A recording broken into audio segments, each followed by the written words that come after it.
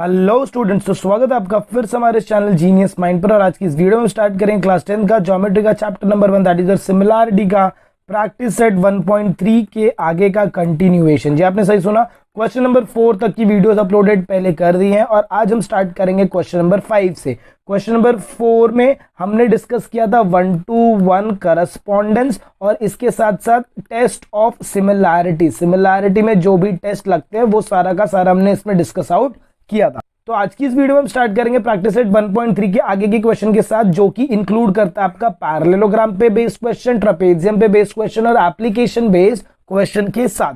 जी आपने सही सुना। अब अगर मैं आपको पैरेललोग्राम बताऊं तो देखो, ये अगर आपका पैरेललोग्राम है तो पैरेललोग्राम को अगर मैं ऐसे पार्ट्स में डिवाइड करूं तो ये मेरे को क्या देगा, दो ट्रायंगल देता है। और प्रॉब्लम ये है कि हमें दो ट्रायंगल एंगल टेस्ट से सॉल्व करना है। तो पैरेललोग्राम में साइड्स क्या रहती है भाई, तो पैरेलल रहती है। क्या रहती है, साइड्स पैरेलल रहती है, जिसके थ्रू आप क्या करेंगे, ट्रायंगल को सिमिलर प्रूव करेंगे। फिर उसके बाद आप अपना नॉर्मल रेशियो लगाएंगे।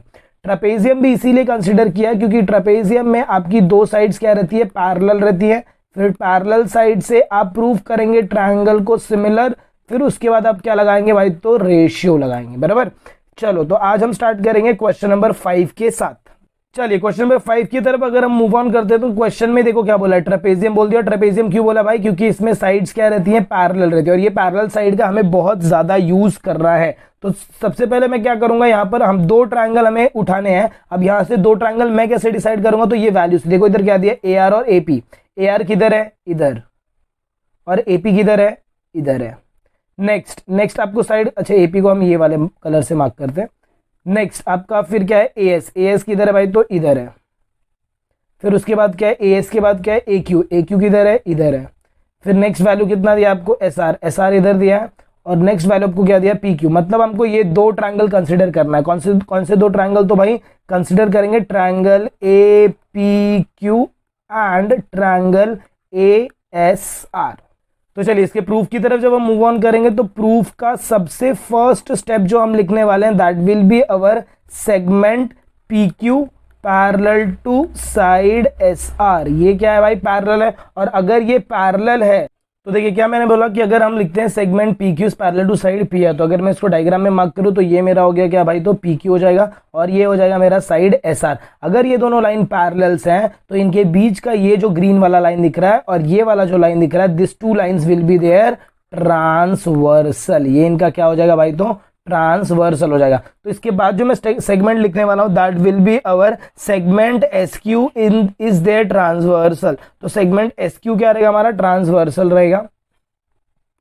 तो यहां पर लिखेंगे सेगमेंट एस क्यू। अब एस क्यू की जगह आप दूसरा भी लिख सकते हैं, दैट इज योर, आप पी आर भी लिख सकते हैं। Segment s q is their transversal. बराबर। और अगर ये ट्रांसवर्सल है तो ध्यान से देखिए, हम सिर्फ इसकी बात करते हैं, ये p q parallel to S r और जिसमें ये आपका क्या रहेगा भाई, तो ट्रांसवर्सल रहेगा। तो अगर आप चेक करें तो जेड बन रहा है और ये वाला एंगल इसके क्या हो जाएगा भाई, तो इक्वल हो जाएगा। तो first angle p q s is congruent to q s r. यहां पर लिखेंगे p q s is congruent to angle q s r. इसका रीजन क्या डालेंगे भाई, तो यहां पर ऑल्टरनेट एंगल। ऑल्टरनेट आप पूरा लिखना, ऑल्टरनेट एंगल। चलिए अब मैं नेक्स्ट क्या करूंगा, अब नेक्स्ट जरा देखिए, सेम पैरेलल लाइन रखा है बट मैंने ट्रांसवर्सल बदल दिया। अब मेरा ये ट्रांसवर्सल है, कौन सा transversal, P R is a transversal. तो यहां पर मैं क्या लिखूंगा, segment P R is a transversal. और अगर सेगमेंट पी आर आपका ट्रांसवर्सल है तो देख भाई वापस यहां पर जेड बन रहा है। ये वाला पैटर्न अगर आप देखो ध्यान से, अगर आपको दिखेगा तो ये जेड बन रहा है, मतलब ये वाला एंगल इसके इक्वल होगा। तो एंगल क्यू बी आर। एक और स्टेटमेंट हम यहां पर पहले लिख लेते, फिर हम इसके बाद इसके ऊपर आते हैं। देखो जरा ध्यान से चेकआउट कर लो, एक और स्टेटमेंट और हम लिख लेते हैं। यहां पर मेरे को क्या करना है, मेरे को ना ये जो पी क्यू एस है ना भाई, ये पी क्यू एस है, देखो पी इधर था, ये पी है, पी से क्यू, क्यू से एस, ये पूरा है, बट मेरे को इसको क्या करना है, पी क्यू ए तक लिखना है। तो मैं ये एंगल को क्या लिखूंगा, पी क्यू ए लिखूंगा, कॉन्ग्रुएंट टू एंगल ये क्यू एस आर है। क्यू एस आर को मैं क्या लिखूंगा, ए एस आर। क्या लिखूंगा, ए एस आर। इसका रीजन क्या डालूंगा, Q dash a dash S. बराबर, Q dash a dash S डालूंगा। इसके बाद फिर मैं क्या लिखूंगा, अभी जो सेकंड स्टेटमेंट लिखा था मैंने, segment P R is the transversal. Next transversal आपका कौन है, तो segment P R is the transversal. अब अगर पी आर ट्रांसवर्सल है तो पूरा डायग्राम को देखो क्लियर आउट करते हैं। पी आर अगर आपका ट्रांसवर्सल है तो पी आर किधर है भाई, इधर है पी आर ट्रांसवर्सल, और इसके दो साइड पैरेलल कौन है, एक एस आर है दूसरा पी क्यू, तो ये वाला एंगल इसके इक्वल हो जाएगा। रीजन क्या आएगा, ऑल्टरनेट एंगल, तो angle p q r. Next हम लिखेंगे angle p q r is congruent to angle q r s, बराबर। रीजन क्या आएगा, तो ऑल्टरनेट एंगल। बट अब इसको वापस मुझे छोटा करके लिखना है, तो मैं पी क्यू आर को, पी क्यू आर की जगह क्या लिखूंगा, देखो पी क्यू आर की जगह लिखूंगा q P A, P q are नहीं था सॉरी, ये आपका रहेगा क्यू पी आर।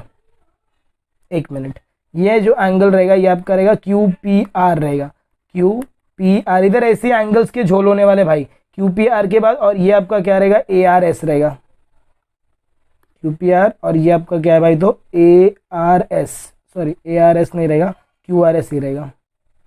देखते हैं, पी आर एस रहेगा। अब मैं क्या करूंगा, देखो मैंने कौन सा एंगल लिया, क्यू पी आर, ये फर्स्ट एंगल, एंड देन वापस पी आर एस, ये मेरा सेकंड एंगल। अब मैं क्या करूंगा, इनको शॉर्टर करूंगा। क्यू पी आर को अगर मैं शॉर्टर करता हूं तो क्यू पी आर अगर मेरा छोटा होगा, क्यू पी आर छोटा होगा, तो क्यू पी आर देखो कहां से कहां तक था, क्यू पी आर मेरा यहां से ये पूरा था, बट मेरे को ये पूरा नहीं चाहिए, मेरे को यहीं तक चाहिए, यहीं तक चाहिए। मतलब कितना वैल्यू चाहिए, जरा ध्यान से देखिएगा, मेरे को सिर्फ वैल्यू क्यू पी ए चाहिए। तो मैं क्यू पी आर की जगह क्या लिखूंगा, तो भाई यहां पर लिखूंगा q P A is congruent to, ये पी आर एस है, इसको मैं लिखूंगा ए आर एस। और रीजन क्या डालूंगा, रीजन डालूंगा पी डैश, रीजन बताओ, p dash a dash r. तो यहां पर हमारा रीजन क्या होने वाला है, p dash a dash r हो जाएगा। आई होप आपको समझ में हमने क्या किया। देख भाई, सबसे पहले ना ये बड़ा वैल्यू कंसीडर किया, फिर इसको हमने शॉर्टर फॉर्म में कन्वर्ट किया with the help of this reason. इसको पुटअप करेंगे स्टेटमेंट नंबर 1 और इसको पुटअप करेंगे स्टेटमेंट नंबर 2। अब ऐसा क्यों किया, क्योंकि ये जो रेड वाला आपको दिख रहा है इसको हम ट्रायंगल्स में यूज करने वाले हैं, हम ट्रायंगल्स में ये वाले वैल्यू को यूज नहीं कर सकते। तो चलिए फर्दर जब चेकआउट करेंगे तो फर्दर के लिए हम कौन सा ट्रायंगल कंसीडर करेंगे, बताया था मैंने आपको कौन से दो ट्रायंगल को हम कंसीडर करने वाले भाई। तो फर्स्ट ट्रायंगल मैंने आपको ये बताया था क्यू पी ए वाला ट्रायंगल, और सेकंड ट्रायंगल आपको बताया था मैंने ए एस आर, मतलब ये वाला ट्रायंगल। तो क्या लिखेंगे, देखिए in triangle A S R and triangle Q A P, Q A P या फिर पी ए क्यू लिख सकते हो, क्यू ए पी लिखेंगे तो भी चलेगा, और ए एस आर हो गया।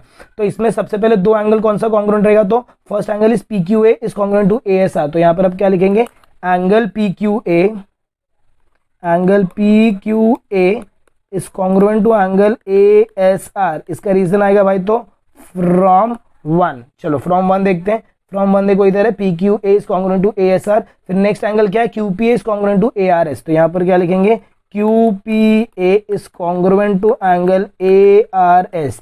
ये क्या हो जाएगा भाई, तो फ्रॉम 2, बराबर, फ्रॉम 2। देयरफॉर आप क्या लिखेंगे, इसके बाद का आपका स्टेटमेंट रहेगा therefore triangle A S R, therefore triangle A S R is similar to triangle Q A P. एक इसको सिमिलर है, कौन सा टेस्ट, तो बाय दो एंगल यूज किया, तो angle test of similarity, by angle test of similarity से ये आपका क्या हो जाएगा भाई, तो सिमिलर हो जाएगा। इफ अगर अब ट्रायंगल आपके सिमिलर्स हैं तो इनके साइड्स क्या रहते हैं, प्रोपोर्शनल रहते हैं। साइड्स अगर प्रोपोर्शनल है तो प्रोपोर्शनल साइड को आप कैसे लिखते हो, तो ऐसे लिखोगे A S upon Q A is equal to S R upon A P is equal to A R upon Q P.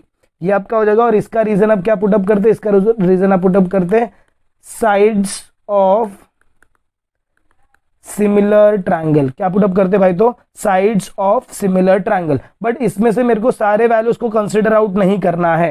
अब मुझे क्या करना है, मुझे गिवन पे चलना है। गिवन पे देखो क्या बोला, ए एस का वैल्यू कितना दिया है, 5 ए क्यू दिया है, और आपको ए आर का वैल्यू कितना दिया है, 5 ए पी। तो हम ये वैल्यू को पुटअप करेंगे। ए एस की जगह मैं क्या पुटअप करूंगा, तो 5 ए क्यू।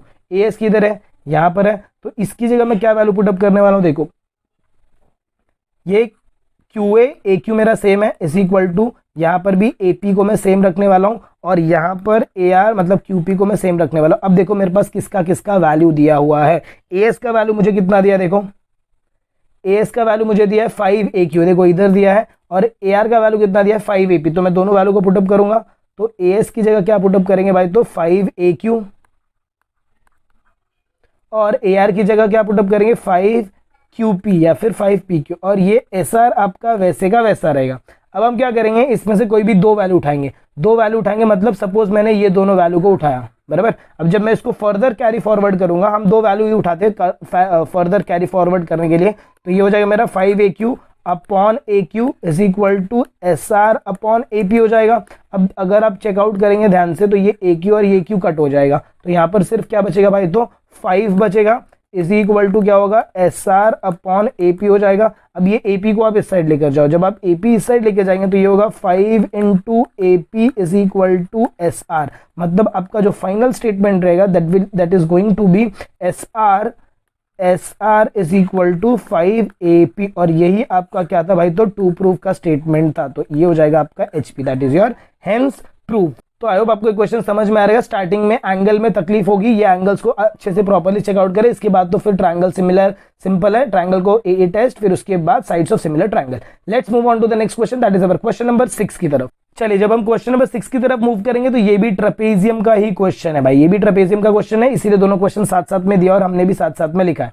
अब आपको सबसे पहले चेकआउट करना है ट्रायंगल, तो ट्रायंगल चेक करने का आपको टेक्निक बताया था। सबसे पहले देखो कौन सा वैल्यू दिया है, AB दिया है, DC दिया है, AB मार्क करो, AB इधर है, DC मार्क करो, DC इधर है, फिर किसका वैल्यू दिया है, तो OB का वैल्यू दिया, OB किधर है, इधर है, फिर किसका वैल्यू दिया है, OD पूछा है आपसे, OD मतलब ये वाला वैल्यू पूछा हुआ है, फिर और किसका वैल्यू दिया है, बस, और किसी का वैल्यू नहीं दिया। मतलब ये दोनों लाइंस ऐसे ये जॉइंट हो रहे हैं, मतलब ये ऊपर वाले ट्रायंगल की बात हो रही है और ये नीचे वाले ट्रायंगल की बात हो रही है। तो दो ट्रायंगल कौन सा, तो ट्रायंगल AOB की बात कर रहे हैं एंड ट्रायंगल COD की बात चल रही है, बराबर।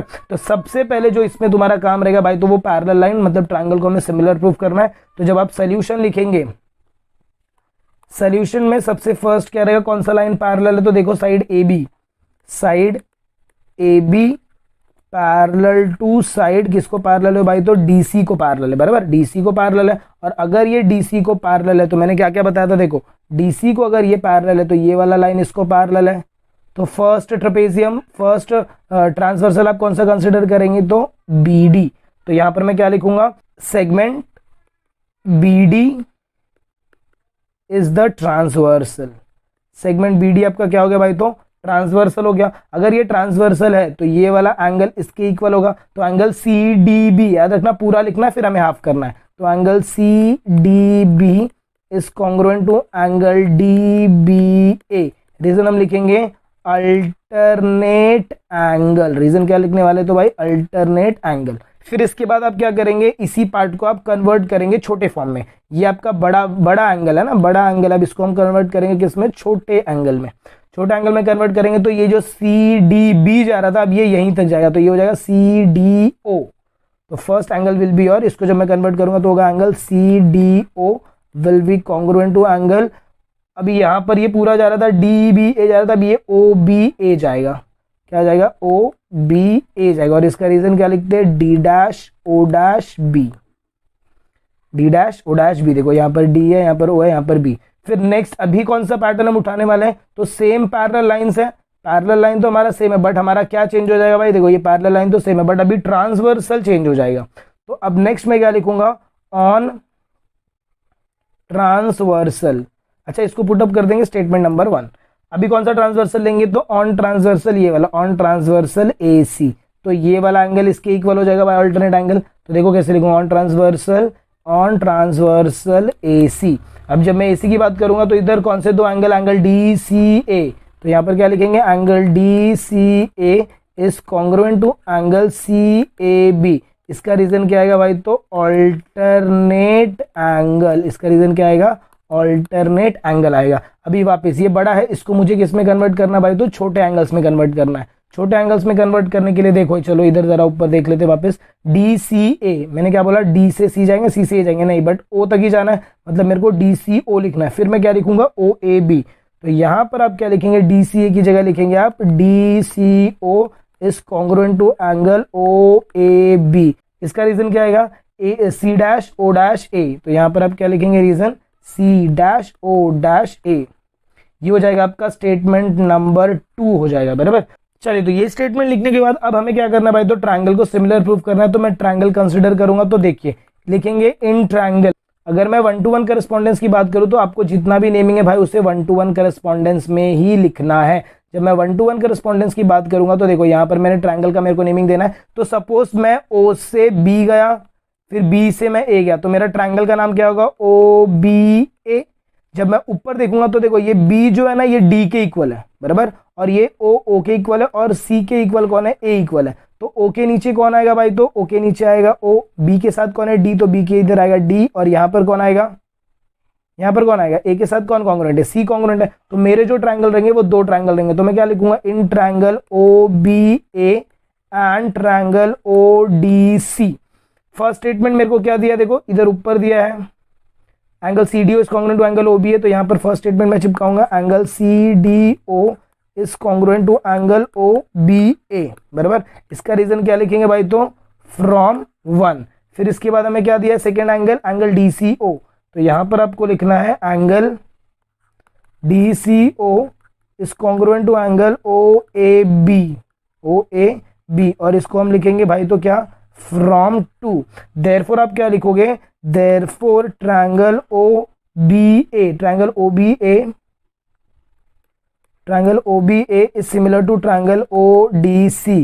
कौन सा टेस्ट, तो by a test of similarity, by a test of similarity से क्या हो जाएगा भाई, तो सिमिलर हो जाएगा। अब अगर ट्रायंगल सिमिलर है तो हम इनका क्या लेंगे, रेशियो। रेशियो लेंगे तो क्या होगा, देखो ये होगा O B upon O D is equal to A B, मतलब बी ए। अब बी ए बोलो चाहे ए बी बोलो, दोनों सेम है।